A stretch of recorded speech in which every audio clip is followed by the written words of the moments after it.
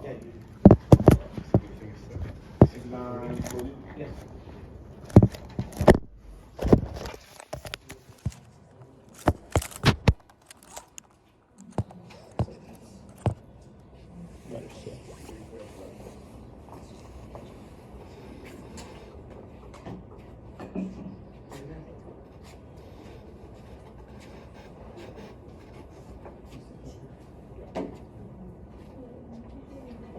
That looks devious. Yes, he does. There's our criminal profile presentation by me and Chase. Yep. But our criminal that we chose is Martin Shkreli. I'm a bit difficult to pronounce, but he was born on March 17th, 1983 in Brooklyn, New York.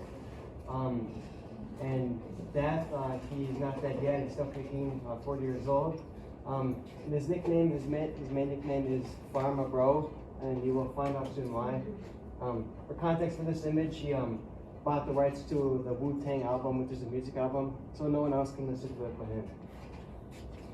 So why he was notorious? Martin Shkreli gained notoriety primarily due to his decision to increase the price of a life-saving drug, Daraprim, which is used in the treatment of HIV by over 5,000% overnight.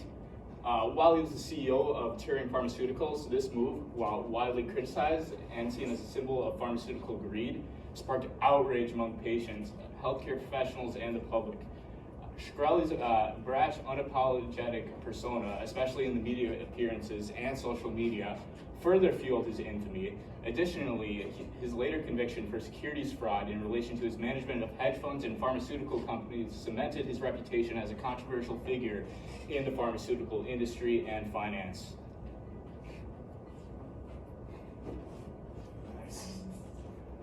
How he was caught. So Martin Shkreli, also known as Pharma Bro, was arrested for securities fraud related to his hedge funds, MSMB Capital and MSMB Healthcare, and his role at Retrofin. He misled investors about the fund's performance and used Retrofin's assets to cover his hedge fund's debts. The SEC and FBI's investigation led to his 2015 arrest, and in 2017, he was convinced on multiple fraud charges and highlighting his fraudulent financial management.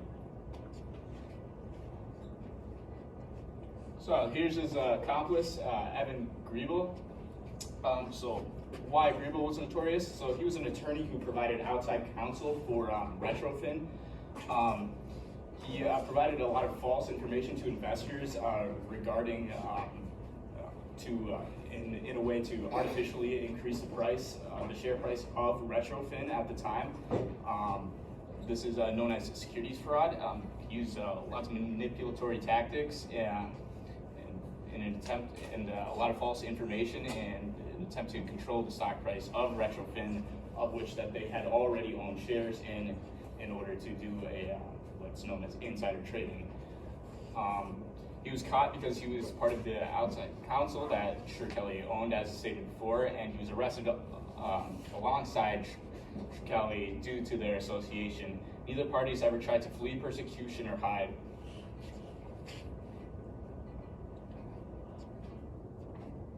So why we chose him? We chose him because we wanted a white-collar criminal, primarily to show that one could be labeled as a criminal even if they haven't done anything considerably heinous, for example, homicide. While there were victims of Shkreli's actions, he had never made direct contact with any of his victims, which is most typical of a white-collar crime. So structural strain theory. Strain theory is a sociological theory divided into 5 sections: conformity, ritualism, innovation, retreatism, and rebellion. In the context of Shkreli, innovation is observed. Innovation is defined as a form of deviation that occurs when an individual can't reach their goals in a legitimate way. These goals are often monetary. Shkreli is unique in a way that his acts of innovation were from an already high-class standing.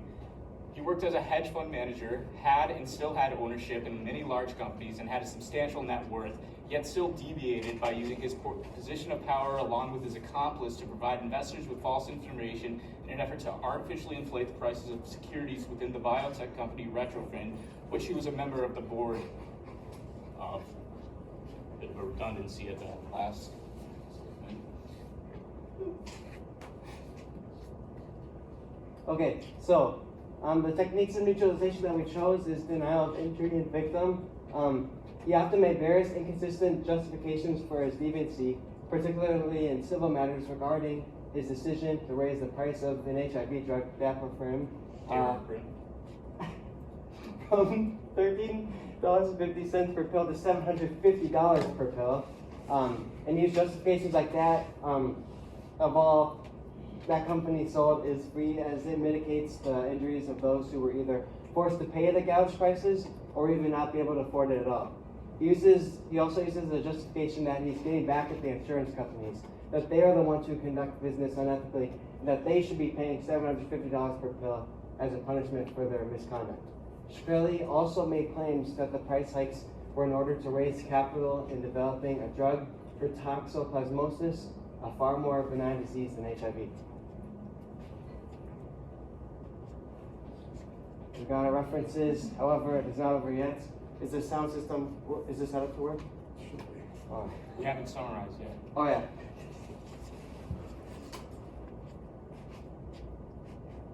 Noted. Okay. We have included a feature film here. Just play through this actually. Yeah. Did you guys make this video? We did. Okay.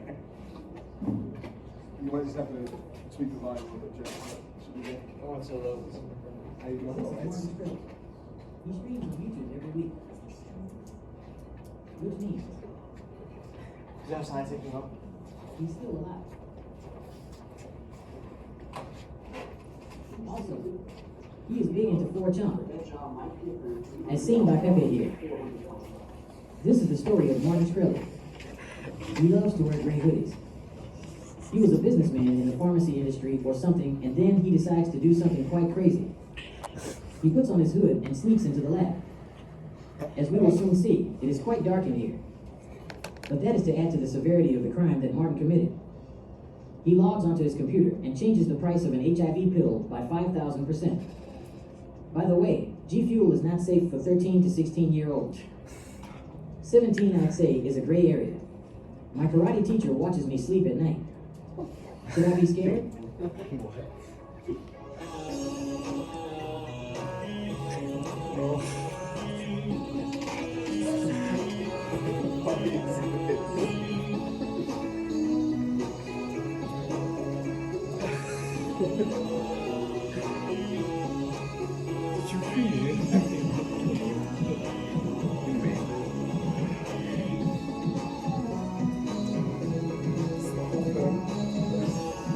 No, they're song afterwards too. are you serious? Joey, what are you doing? Did you animate this? Yeah. Are you serious? Well, semi.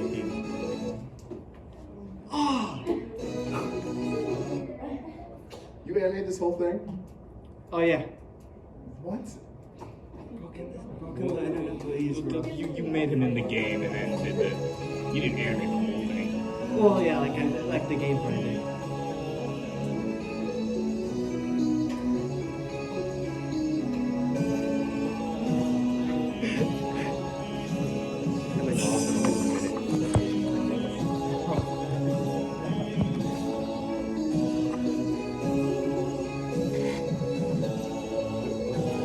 As you can see, I've noticed this.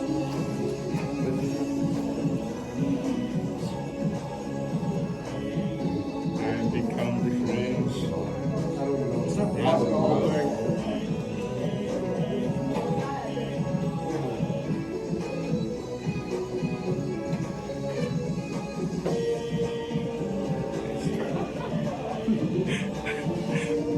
You got bro laughing.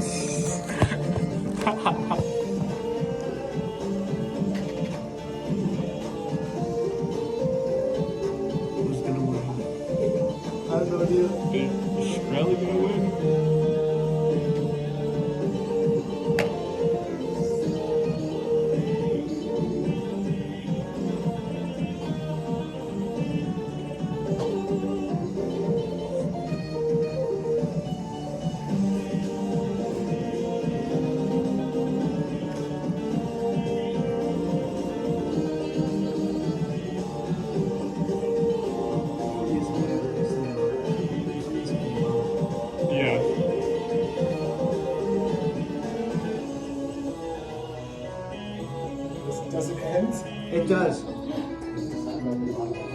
2%. Oh, I see that.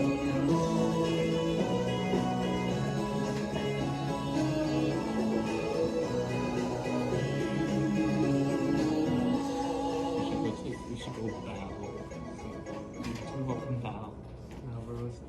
Get one haircut every month. If I can just get 12 haircuts in one day and be done for the year.